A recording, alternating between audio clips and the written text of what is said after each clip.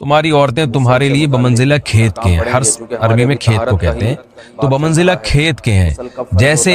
بیج ڈالا جاتا ہے کھیت میں اور اس سے پیداوار بڑھتی ہے، تو عورت کی جو ایک حیثیت ہے، نیچر نے جو اس کی ایک حیثیت متعین کی ہے، وہ بھی ایک نسل بڑھانے کا ذریعہ ہے، جس میں مرد کا جو اسپم ہے وہ بطور بیج کے ہے اور جو اولاد ہے وہ ایک پیداوار کی طرح ہے۔ تو اللہ نے یہ یاد رکھیں، اس آیت کو نا بہت سارے غیر مسلموں نے عورت کے خلاف بہت نیگیٹیوٹی پھیلائی ہے کہ دیکھو اسلام عورت کی توہین کرتا ہے، اس کو کھیتی سے تعبیر کرتا ہے۔ تو کچھ لفظ کسی اور زبان میں جب وہ جاتے ہیں نا تو وہ توہین کا معنی دیتے ہیں۔ عربی میں جو حرث کا معنی ہے یہ تعظیم کے لیے ہے، توہین کے لیے نہیں ہے۔ اردو میں جو کھیتی کا معنی ہے وہ توہین کے لیے استعمال ہوتا ہے۔ کھیتی یعنی جو پاؤں میں روندی جانے والی اور زمین جو ہے نا پاؤں میں گویا روندی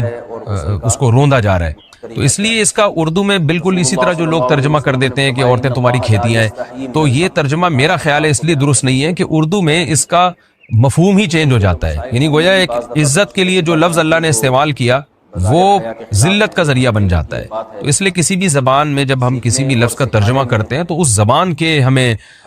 محاوروں کو دیکھنا چاہیے کہ اس زبان میں یہ لفظ کس معنی میں استعمال ہو رہا ہے۔ مثال کے طور پر ہو سکتا ہے کتا کا لفظ کسی زبان میں وفاداری کے لیے استعمال ہوتا ہو، کسی کو لوگ ڈاگ کہتے ہوں تو اس کا مقصد ہوتا ہے وفادار انسان ہے، لیکن ہمارے ہاں اردو میں گالی ہے وہ، اور آپ بولیں کہ بھئی وہ فلاں قوم ڈاگ کہتی ہے تو ہم کتا کہیں گے، تو آپ جب اس کا ترجمہ اردو میں کریں گے تو کتے سے نہیں کر سکتے۔ تو اسی طرح یہ عربی کا جو لفظ ہے اس میں بھی یہ چیز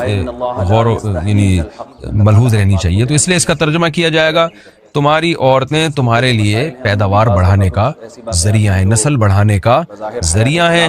فاتو حرثکم، تم اپنے اس نسل بڑھانے کے ذریعے کے پاس آؤ، انا شئتم جیسے چاہو، وقدموا لانفسکم، اور اپنے نفسوں کے لیے آگے بھیجو، یعنی اولاد کی نیت سے آیا کرو زوجہ کے پاس اور آخرت کے لیے انتظام کرو، یعنی اولاد پیدا کر کے جو تاکہ دنیا اور آخرت میں تمہارے لیے فیوچر میں تمہارے لیے کام آئے، دنیا بھی داخل ہے آخرت بھی داخل ہے۔ تو یہ آیت کا بھی ایک شان نزول ہے کہ صحابہ کرام تو چونکہ جو خواتین تھیں مکہ میں صدیوں سے وہ لوگ آباد تھے، ان کے سفر خاص طور پہ عورتوں کے سفر بہت ہی کم ہوا کرتے تھے، تو جب ہجرت ہوئی ہے اور جو ہے نا ہجرت کر کے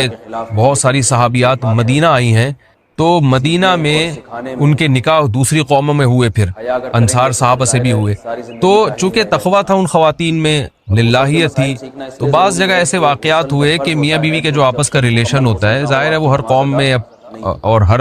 جو ہے نا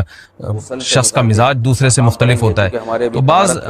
مردوں نے اس طرح سے اپنی زوجات کے ساتھ ہم بستری کی کہ ان خواتین کو پھر اشکال ہوا کہ پتہ نہیں اس طرح سے ہم بستری کرنا جائز بھی ہے یا نہیں ہے، تو انہوں نے نبی صلی اللہ علیہ وسلم سے یہ مسئلہ پوچھا کہ یا رسول اللہ، ہمارے شوہر ہمارے پاس اس طرح سے آتے ہیں تو کیا یہ جائز ہے یا نہیں؟ تو ان کے سوال کو بھی مبہم رکھا گیا اور قرآن نے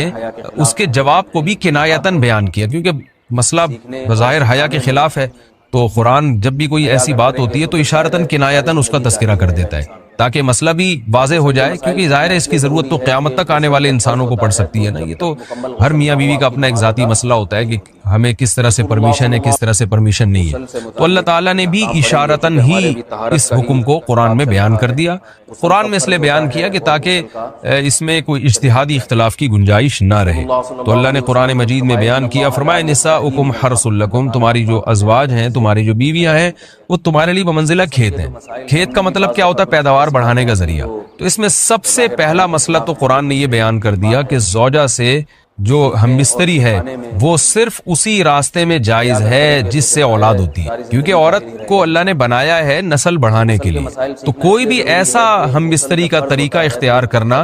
جو نسل بڑھانے کا ذریعہ نہ ہو، یعنی وہ نیچرل نہ ہو، تو وہ حرام ہے۔ تو اس میں اللہ نے یہ حکم دے دیا، تو اس سے صاف یعنی حدیث سے بھی پتہ چلتا ہے اور تمام فقہاء کا اجماع بھی ہے اس آیت کی روشنی میں کہ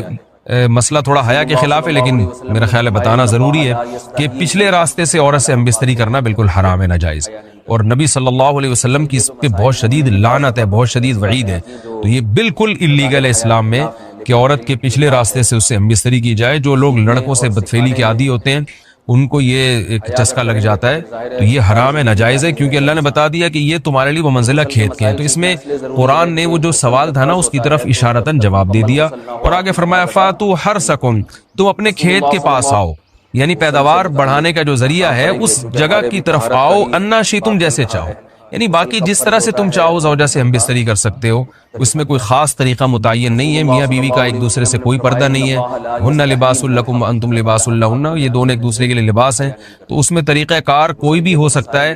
کسی بھی طرح سے کرنا چاہو ایک دوسرے سے لطف اندوز ہو سکتے ہو، لیکن فاتو حرسکم، آنا موضع حرس میں ہے، حرس کا مطلب وہ اس جگہ کی طرف آنا ہے جہاں سے نسل بڑھتی ہے، کسی اور راستے کی طرف اس سے صاف طور پر جو ہے نا وہ جو فاسق فاجر لوگوں کی جو برائی ہے، جو لڑکوں سے بدفعلی کے نتیجے میں پیدا ہوتی ہے، اس کا اللہ نے قلع قمع کر دیا کہ اس کی اسلام میں بالکل اجازت نہیں ہے۔ باقی طریقہ کار کیا ہوگا یہ تمہارے اوپر، اس کی اللہ نے تمہیں اجازت دی ہے۔ وقدموا لانفسکم، اور چونکہ بار بار حرس کا